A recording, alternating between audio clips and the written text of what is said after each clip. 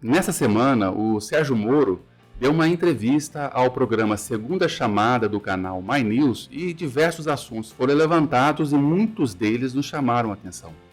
Um dos que chamaram mais atenção, que será tratado no vídeo de hoje, foi levantado pela jornalista Mária Luque, que será tratado logo após você se inscrever nesse canal, deixar o seu like, o seu joinha, compartilhar esse vídeo e ativar o sininho para receber as notificações de cada vídeo que lançarmos.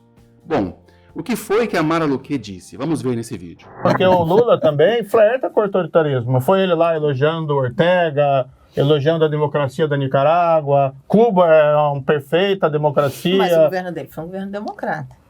Ele sempre foi um democrata ali na condição do Olha, governo, será né? que... A Mária Luque afirmou então que o Lula é um democrata. Mas será mesmo que nós podemos afirmar que o Lula é um democrata? Qual seria a resposta que nós vamos dar? Mas primeiro, vamos ver como o Sérgio Moro respondeu. Vamos comentar um pouquinho a resposta dele. Será que vai ser ainda? Porque o PT não para de falar, por exemplo, coisas que são tradicionais em regimes autoritários. Negação da história, reconstrução da história. Dizer que não houve recessão, dizer que não houve roubo na Petrobras, dizer que não houve mensalão. Aquele discurso nós contra eles, que é o amigo e inimigo dentro da política, eu acho que isso é deplorável. Acho que em política você tem que construir convergência, relações, tá? Construir credibilidade e não ficar com esse discurso de tribo, que é um discurso de tribo. Fora o controle tal do controle social da imprensa, que até volta e meia aparece no discurso do próprio Lula. Vamos ter um controle social da imprensa. O que é esse controle social? Controle de conteúdo, censura. É intimidação de jornalistas para gerar conteúdo favorável ao partido, né? É para a gente ter o Právida oficial como meio de comunicação lá dentro do nosso governo. Não quero ser, de novo, dramático, mas assim, então vamos nos apartar desse discurso. Mas é um discurso perigoso também. Olha, considerando que o Moro deu uma entrevista para 4 pessoas, que às vezes é muito difícil você completar uma resposta sem ser interrompido por outro entrevistador, eu acho que de uma forma geral o Sérgio Moro foi bem. Ele foi bem assertivo, não gaguejou e já falou alguns pontos que realmente questionam a democracia, dita democracia do Lula. Mas nós acreditamos que existem pontos ainda mais relevantes para serem levantados, que não podem faltar quando alguém, seja jornalista, seja qualquer pessoa, dizer que o Lula é um democrata. Você tem que ter na ponta da língua essas respostas. E é o que nós vamos tratar a partir de agora. O primeiro ponto que nós vamos tratar é a relação do Lula com sistemas autoritários. Nós vamos mostrar um vídeo agora que mostra qual é o pensamento que o Lula tem sobre democracia. Parece que ele não faz a menor ideia do que é de fato ser uma democracia. Vamos dar uma olhada nisso. Os democratas precisam aprender que democracia é uma coisa séria. O povo não quer democracia para gritar que está desempregado. Ele quer emprego. O povo não quer democracia para gritar que está com fome. Ele quer comer. O povo não gosta de democracia para que o povo diga que não tem possibilidade de estudar. Ele tem que estudar. A verdade é que a democracia, em muitos lugares, falhou. Então, o que nós precisamos fazer? Nós precisamos cumprir aquilo que nós nos comprometemos com o povo. Porque se não fizermos isso, o povo não tem por que acreditar em democracia. Como você viu aí, para o Lula, democracia é quando um governante, no caso ele, entrega para o povo o que ele acha que o povo precisa. Não tem nenhuma relação com o Estado Democrático de Direito, República Federativa, cumprimento das leis da Constituição Federal. Para ele é agradar o povo e ser eleito porque agradou o povo. Se porventura a Constituição diz algo diferente, o problema é da Constituição.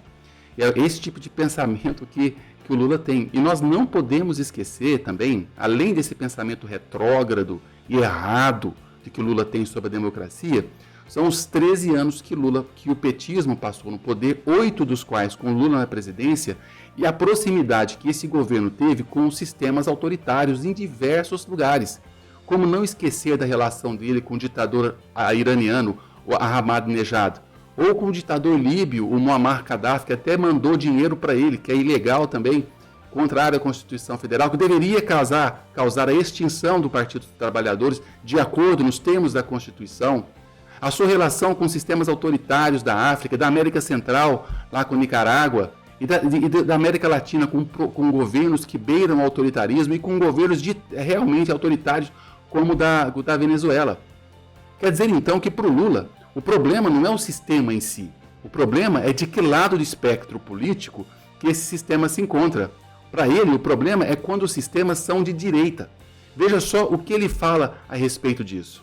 A direita, que ocupou um espaço muito grande, que radicalizou muito tempo, o comportamento do Trump nos Estados Unidos, o comportamento do presidente Bolsonaro aqui no Brasil, é mais ou menos como o surgimento do fascismo na Itália, do nazismo na Alemanha, sabe? São pessoas autoritárias que não querem discutir com os que pensam diferente, sabe? Que não acreditam na sua própria força, sabe? E que ficam muito subordinadas aos interesses americanos.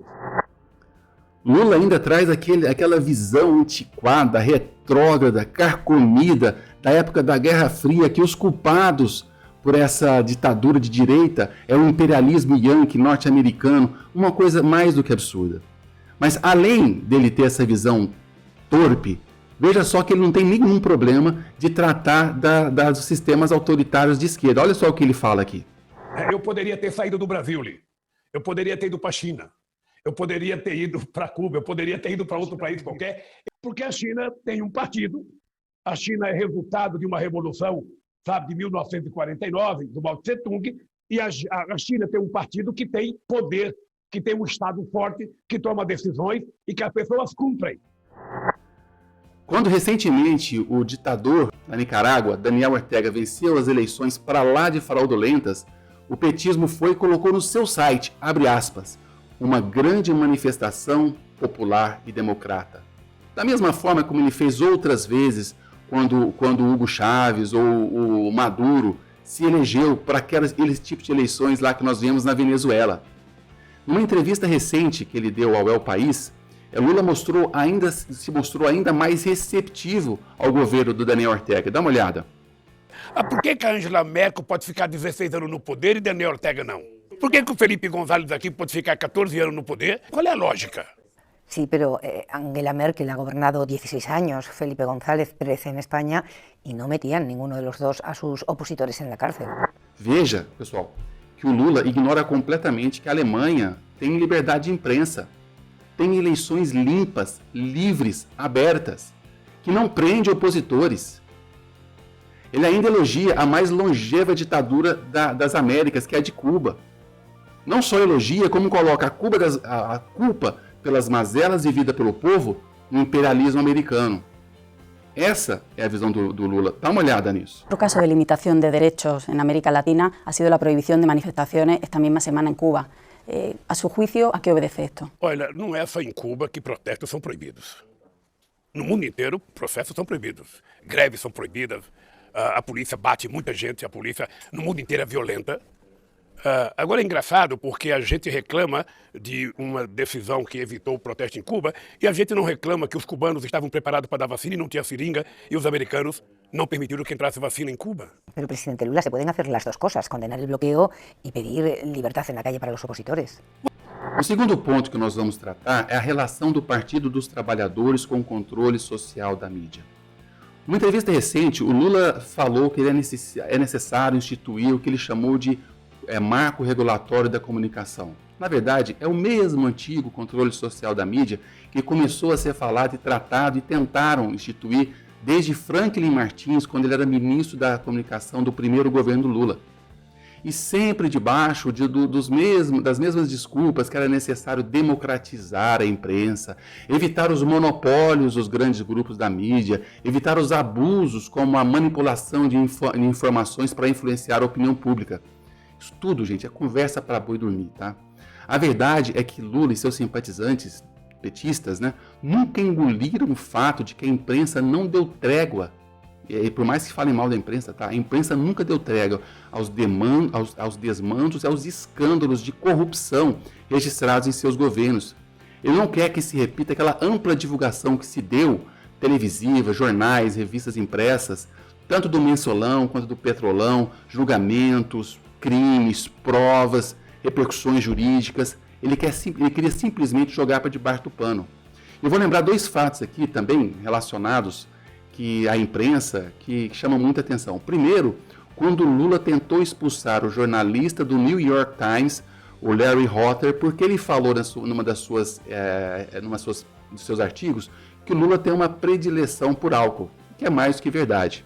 E segundo, aquela lista negra que foi criada pelo vice-presidente do PT, o Alberto Cantalice, em que ele listava 10 pessoas que estavam na lista negra, 10 ou 9 pessoas que estavam na lista negra. Eu tenho relação aqui para vocês. Reinaldo Azevedo, que hoje está babando ovo para o PT, Arnaldo Jabor, Demetrio Magnoli, Guilherme Fiuza, Augusto Nunes, Diogo Mainar, Lobão, Danilo Gentili e o Marcelo Madureira. Isso revelava não só uma veia autoritária do petismo, como persecutória com quem ousa falar livremente contra o partido. O terceiro ponto que nós vamos abordar é o roubo de dinheiro público para financiamento de campanhas eleitorais. Quando nós temos pessoas desonestas no jogo, nós sabemos e esperamos que ou ele vai botar uma carta na manga para roubar ou vai viciar os dados. É justamente o que o petismo sempre fez quando assumiu o poder. Na verdade, antes mesmo de assumir o poder, nós temos 2 prefeituras, de Santo André e de Campinas, que desviavam dinheiro público para financiar campanhas petistas, a tal ponto que os prefeitos se opuseram a essa prática, pelo menos se opuseram à quantidade de dinheiro que foi roubada, e misteriosamente foram assassinados, Celso Daniel e Toninho do PT. Após assumir o poder, ele pegou parte do dinheiro também, que era desviado de diversas formas, e financiou e pagou como Caixa 2 os parlamentares para votar de acordo com o que ele achava que era necessário. Depois, que é o caso do Mensalão, depois que o Mensalão foi pego, julgado, com diversos condenados, presidentes do partido, tesoureiros, membros do partido, o que nós tivemos foi uma mudança de tática. Eles aparelharam as estatais como Petrolão, o Petrobras, no caso do Petrolão, e desviou bilhões e bilhões de reais para enriquecimento pessoal e para financiamento de campanha. Se você tem alguma dúvida do que eu estou falando, é só ver o que então ex-ministro do Lula e da Dilma, disse durante uma reunião que ele teve, tanto com Lula quanto Dilma Rousseff. Dá uma olhada aí no que o Palocci fala. Em meados de 2010, talvez nesse mesmo período que nós estamos tratando, ele me chamou para uma reunião na biblioteca do Palácio da Alvorada. Eu era deputado. Nessa reunião estava o José Sérgio Gabrielli, eu e a ministra da Casa Civil, o presidente Dilma.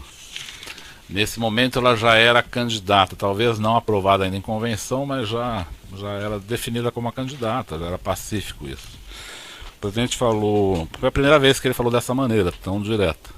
Mas ele falou, olha, eu chamei vocês aqui porque o pré-sal é o passaporte do Brasil para o futuro, é o que vai nos dar combustível para um projeto político de longo prazo no Brasil. Ele vai pagar as contas nacionais, vai ser o grande financiador das contas nacionais, dos grandes projetos do Brasil. E eu quero que o Gabrielli faça as sondas pensando neste grande projeto para o Brasil. Mas o Palocci está aqui, Gabriel, porque ele vai lhe acompanhar nesses projetos para que eles tenham total sucesso e para que ele garanta que uma parcela desses projetos financie a campanha dessa companheira aqui, a Dilma Rousseff, que eu quero ver eleita presidente do Brasil. E não dá para esquecer que parte do dinheiro que também foi roubado serviu para financiar ditaduras na África, na América Central e na América do Sul. Dinheiro nosso, de pagadores de impostos, que foi para defender ditaduras em outros países. O PT tem tudo, menos democracia na veia. O quarto ponto, o não reconhecimento de toda a roubalheira para corrupção e enriquecimento pessoal. Uma vez cometidos os crimes e provado por A mais B que os crimes foram cometidos, o mínimo que se espera é uma meia-culpa de tudo que foi feito. O Partido dos Trabalhadores, especialmente na figura do Lula, nunca admitiu seus erros. Então eu lhe pergunto, que é uma pergunta que o João Amoedo sempre faz, se ele nunca foi capaz de admitir os seus erros, o que nos faz pensar que, uma vez estando de volta ao poder, ele não vai cometer as mesmas atitudes que ele nega ter feito? O PT, uma vez de volta ao poder, vai roubar e deixar roubar muito, como sempre fez. Diga! Tá, o que eu roubei? No fim do seu segundo mandato, aí ele preparou sua aposentadoria. Recebeu 300 milhões da Odebrecht numa conta corrente de disponibilidade, recebeu seu sítio, que foi feito, combinado para seu uso, o apartamento do qual já foi condenado. Eu, pessoalmente, levei pacotes de 50 mil reais, algumas vezes, ao presidente. O PT votou contra a Constituição Federal de 1988. Toda vez que você vê alguém do Partido dos Trabalhadores falando a respeito, eles falam: nós assinamos, nós somos vítimas de fake news porque assinamos a Constituição. E de fato assinou, mas assinou para não ficar feio na fita. Porque na prática, o que aqueles 16 parlamentares fizeram foi trabalhar incessantemente para que a Constituição não fosse aprovada.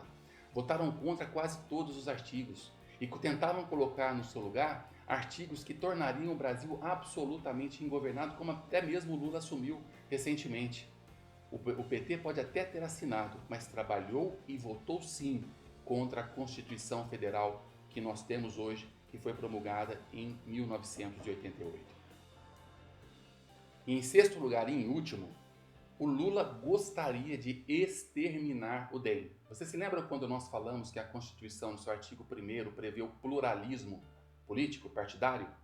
Pois é. Em 2010, durante um comício que houve em Joinville, um comício em favor da então candidata Dilma Rousseff, o presidente Lula proferiu a seguinte pérola, abre aspas: quando o Luiz Henrique, o FHC, foi eleito, eu pensei que ele ia mudar, mas ele trouxe de volta o DEM, que nós precisamos extirpar da política brasileira. Fecha aspas. Lula, ele é tão democrata que queria extirpar todo o partido político que lhe fazia oposição, mesmo que fosse uma posição tão frouxa quanto fazia o DEM à época. Toda vez então que um jornalista, uma jornalista como a Mara Luque, ou qualquer outra pessoa despreparada, falar que o Lula é um democrata, esteja sempre com esses 6 pontos em mente, na ponta da língua, para desfazer esse tipo de falsa teoria. Lula não é um democrata. Lula é um ser autoritário, em um grau diferente, distinto e num espectro oposto ao do Bolsonaro. Mas são 2 autoritários. Por isso eu falo que eles estão nos extremos. E nós precisamos vencer esses extremos. E esses extremos só serão vencidos com o seu trabalho individual e através da divulgação de fatos verdadeiros, comprovados, conforme esses últimos 6 que foram listados aqui. Façam também parte de mídias sociais que fazem esse tipo de trabalho, como Onda Livre, se inscrevendo no nosso canal, deixando o seu like, o seu joinha, ativando o sininho e compartilhando para que mais pessoas tenham acesso a essa informação. Um abraço muito grande, um bom Natal para cada um de vocês e até o nosso próximo vídeo.